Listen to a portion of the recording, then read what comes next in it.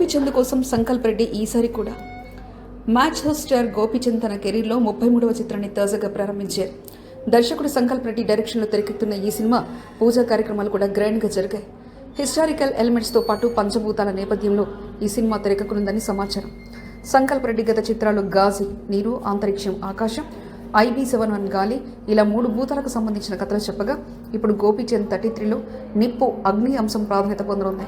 ఈ సినిమా నేపథ్యం 7వ శతాబ్దానికి చెందినగా ఉంటుందని టాక్. అంటే ఇది హిస్టారికల్ ఎపిక్ మూవీ కావచ్చని సినీ వర్గాల్లో చర్చ నడుస్తుంది. ఇప్పటికే గోపీచంద్ తన కెరీర్లో ఎన్నో మాస్ కమర్షియల్ సినిమాలు చేశాడు. కానీ ఈసారి భిన్నమైన జోనర్ను ఎంచుకోవడం ఆసక్తికరం.